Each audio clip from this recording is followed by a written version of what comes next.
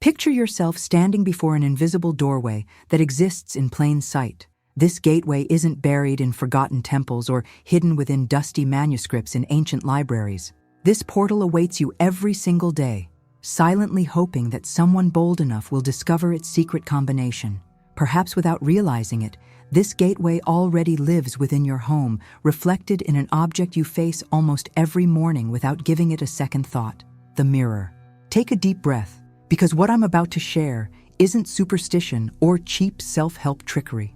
This is one of the most controversial and powerful rituals ever passed down by masters of spiritual language. A secret that Florence Scovel Shinn, the visionary writer of the early 20th century, called the Decree of the Invisible. Few dared practice it in its original form because it was considered dangerous. Not dangerous because it invoked dark forces, but because most people weren't prepared to handle the power of their own words when reflected back through consciousness. If you've ever wondered why some people seem to attract money, opportunities, and love with almost magical ease, while others struggle their entire lives without moving forward, here's an uncomfortable truth. It's not just effort. It's not just merit. It's how you see yourself and what you declare about your identity. The mirror isn't just glass. It's an identity portal. Every sentence you speak before, it acts like a key opening invisible doors, capable of revealing abundance or imprisoning you in cycles of scarcity. And here begins the promise. If you follow this ritual, you can radically transform your relationship with money, with abundance, and above all, with yourself. I'm not saying you'll win the lottery tomorrow, or that an angel will deposit millions in your bank account. I'm saying the mirror holds the capacity to reposition your mind, align your beliefs, and activate opportunities that were blocked. It's as if there's a frequency of prosperity, a radio station playing all the time. The problem is that most people are tuned to the wrong channel. Florence used to say, "Your word is your magic wand."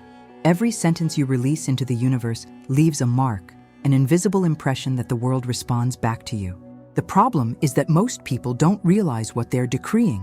They live repeating phrases like, "I can't do it," "I never have luck," "Money slips through my hands," "I wasn't born for this." And every time you say that, it's like reinforcing an invisible contract of scarcity.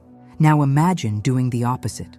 Imagine looking in the mirror and, instead of reinforcing your limitations, pronouncing the forbidden decree that opens the floodgates of abundance. It's not just wordplay. It's an electric shock to the field of your consciousness. Maybe you're thinking, but isn't this self-deception? Isn't this just cheap suggestion? That's the trap of the skeptical mind. And here I need to be clear. We're not talking about superstitious magic. Science has already proven the existence of mirror neurons, brain cells, that activate when we observe an action, whether it's ours or someone else's. This means that when you look in the mirror and pronounce words of power, you're creating a reinforced neural cycle. Your mind begins to believe what it sees and hears, as if it were concrete reality. It's a biological hack of consciousness. But Florence went beyond science. She said that the word spoken in faith isn't just sound vibrating in the air, but a spiritual decree that resonates in the invisible field of life. Call it the law of attraction, biblical principle, or spiritualized quantum physics. The name doesn't matter. What matters is that it works. Here's what makes this ritual so special and at the same time so dangerous. Before the mirror, there's no mask, no performance. You confront your own soul. If you say, "I am poor, I don't deserve it, I never succeed," the mirror just confirms it. But if you dare to say the forbidden decree, the one that Florence kept as the secret of abundance, the mirror opens the portal. Florence revealed that there's one word, simple, short, but carrying millennial weight. That word is, I claim. Stop for a moment and feel the impact of this declaration. I claim, not I ask, not I wish, not I beg, but I claim. Here lies the core of the secret. Those who ask declare absence. Those who wish project into the future. But those who claim already position themselves as heirs, accepting what belongs to them. When you look in the mirror and pronounce this word, you're not just talking to yourself. You're signing an invisible contract before the universe. You're assuming the identity of one who possesses, of one who already is, of one who already lives in abundance. It's why Florence called this practice dangerous. Not because it invoked occult forces, but because few were ready to abandon the role of beggars and assume the courage of heirs. Think of the stories we've heard.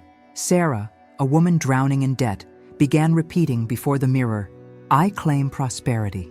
I claim divine settlement of all my debts." 3 weeks later, she received an unexpected call. A distant relative had left a small inheritance sufficient to clear all her financial obligations. David, unemployed for months, declared daily, "I claim the perfect job in harmony with my purpose." Soon he was called for a position he hadn't even applied for, as his forgotten resume was suddenly retrieved from a database. Marcus, an entrepreneur on the brink of bankruptcy, dared to declare, "I claim divine abundance now." Days later, a client decided to settle an old debt, releasing a $180,000 advance that saved his company. These accounts aren't legends, they're testimonies. They're proof that the word has power when spoken with consistency, faith, and identity. But before diving into this secret, I need to lead you to a deeper reflection. Who are you before the mirror? A beggar who implores crumbs from destiny, or an heir who recognizes the invisible inheritance that already belongs to them? This is the real battle, not between you and the world, but between your beggar version and your sovereign version. The mirror, like a silent oracle, only reflects the identity you choose to activate. The beggar asks permission to exist, begs for recognition, fears the future, lives with eyes on the ground, hoping a crumb will fall from destiny's table. The beggar repeats words of lack and signs invisible contracts of scarcity. Every time they say, "I can't, I don't deserve it, it's not for me," they seal their pact with want. The heir lifts their head. The heir doesn't beg, doesn't negotiate, doesn't plead. They know the inheritance is already written in their name. They don't need to prove anything to anyone, just receive. When they look in the mirror, they recognize not past failures in the reflection, but the mark of abundance the universe always reserved.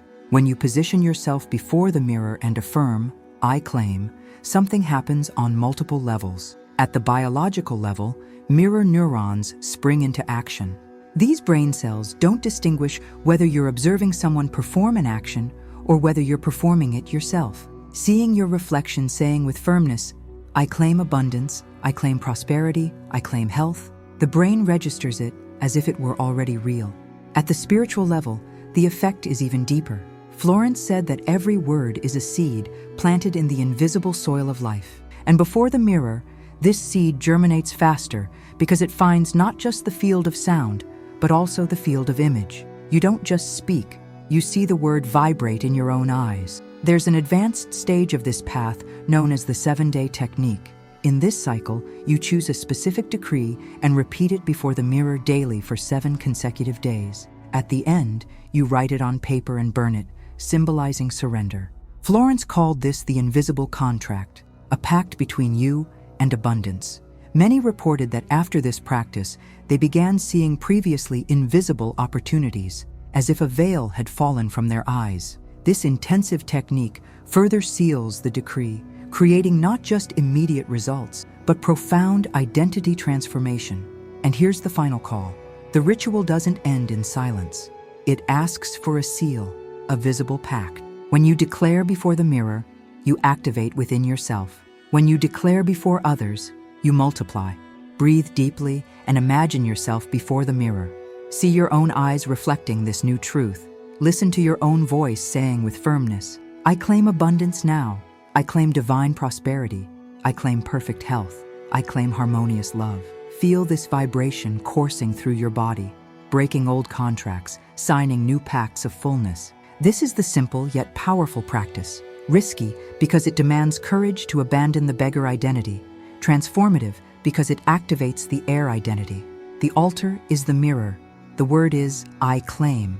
The contract is invisible, but the results will be visible. The portal is open. The choice is yours. Who are you before the mirror? Beggar or heir? Beggar or claimer? Victim or creator? The mirror doesn't lie. It only reflects. And today, by choosing to say, "I claim," you're not just repeating a word. You're declaring to the entire universe, "I know who I am. I know what I deserve. I know abundance already belongs to me. I no longer ask. I claim.